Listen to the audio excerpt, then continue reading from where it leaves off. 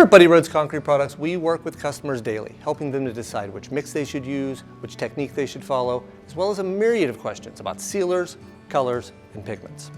Within the Buddy Rhodes color wheel, we offer almost 500 colors to integrally change the color of your mix. We also have the Buddy Rhodes Glazes. These are topical stains used to accentuate or antique the top.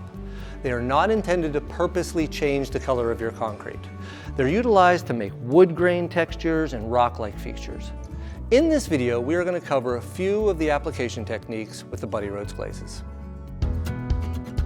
For this example, we have a casting that was hand troweled using Buddy Rhodes ECC and pigmented with Buddy Rhodes Cool Gray. Prior to applying the glazes, we prepared the castings by rinsing them with 10 parts water and 1 part muriatic acid. This will help open the pore structures to allow the glazes to penetrate the porosity of the concrete and stain it as opposed to simply covering it. Shake the glaze well.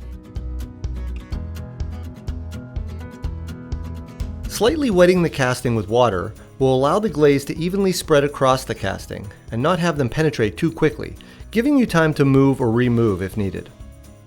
In this example, we are spraying the glazes with the pumps provided in the sample kit. If purchasing larger units, or if desired, the glazes can be dispensed in a clean spray bottle. Here, we're using umber, black, and olive for more subtle tones.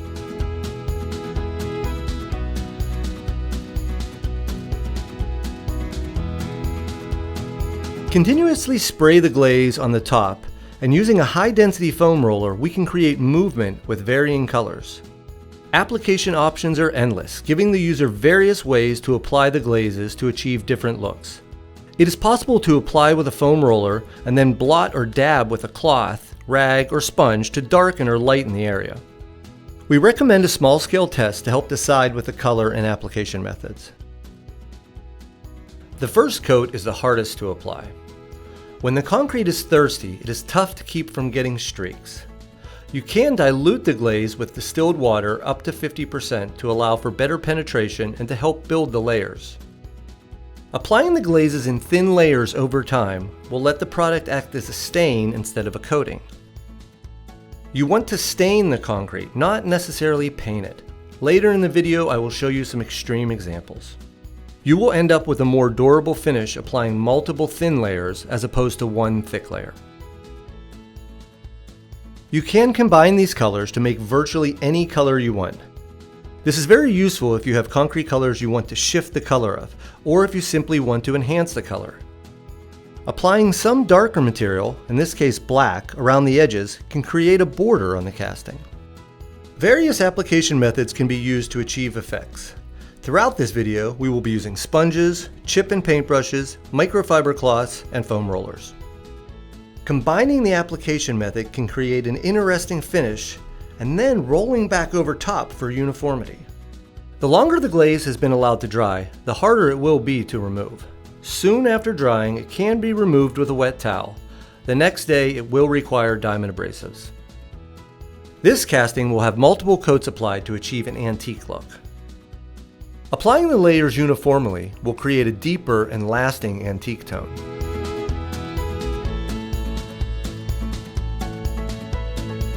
Often layering the colors, in this case olive over black, can soften the look.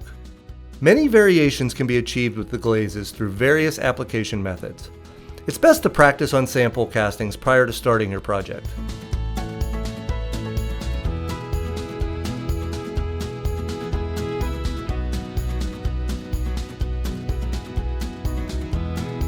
Over time, the layers will start to bleed and blend together. A good tip is to walk away from the project and come back with a fresh eye. This will also allow the glazes to dry. The colors will pop more when wet and fade slightly when dry. This will give you a better idea of the finished piece.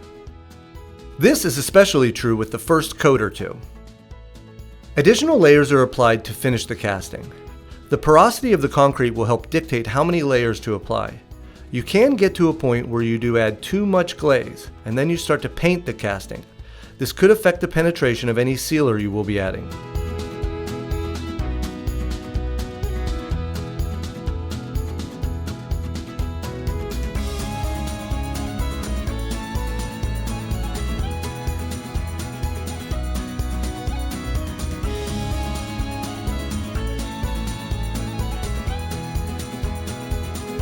Once simply a standard looking gray paver has now been given an antique look, now ready to be sealed and installed.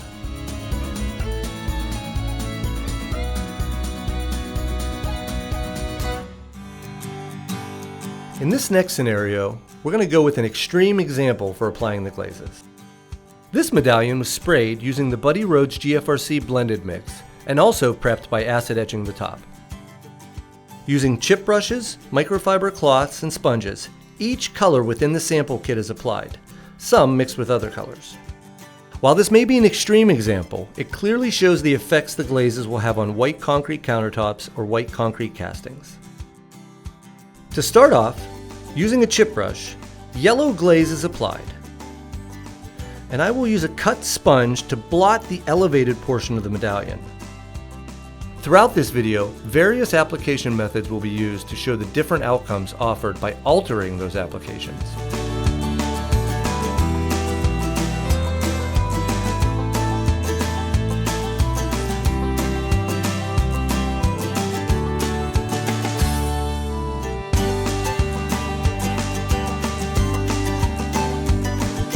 Using a microfiber cloth, a softer base of magenta was laid down.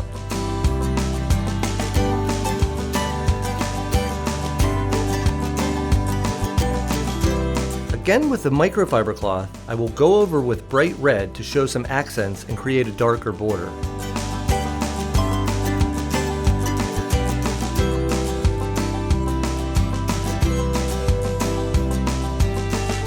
Mixing the glazes together for more defined colors will help create unique finishes and tones. Here, magenta, red, and black are combined for a unique hue. Following this portion up with a chip brush application for a little bit more definition. For finer details, a thinner or smaller brush can be used.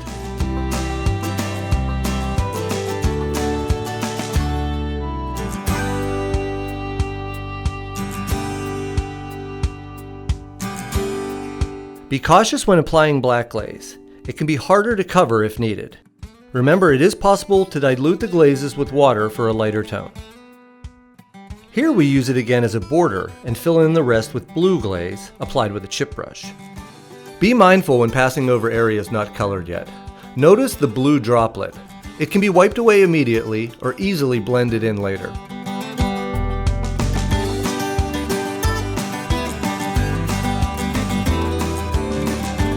Then using a sponge, applying blue and black again. The glazes will seem more pronounced when wet. After they dry and slightly dull, you can add more thin coats. For the final section of the medallion, I will apply maple and leather using a torn sponge.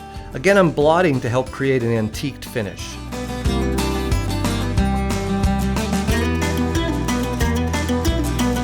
It's best practice to take your time when glazing. Wipe and walk away if needed. Here the glaze is sprayed directly in certain spots for a more profound feel.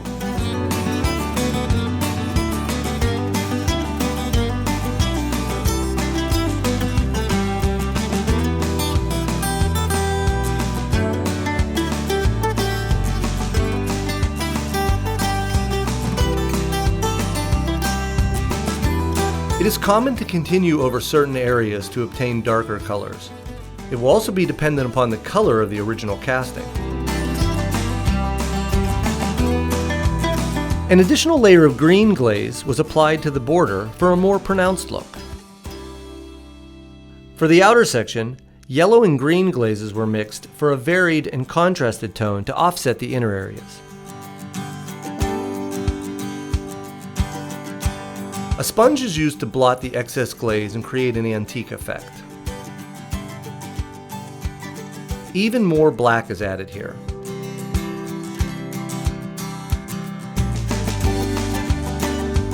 Going back to the previously glazed section, adding border and accentuating the blue area with black. This enhances or blurs the colors.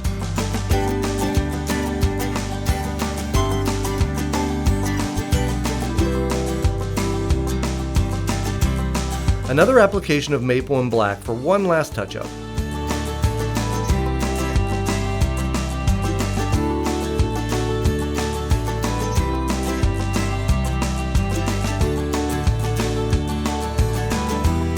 Be sure to catch any drips or drops and clean up any excess glaze that may harden later and be hard to remove. Allow each layer to dry and penetrate the casting prior to applying more glazes. For darker tones, you may want to apply multiple layers over time. These glazes are fully UV stable and will stand up to a fair bit of abrasion, but a sealer will protect the casting. For more information about our sealers, check out buddyrhodes.com.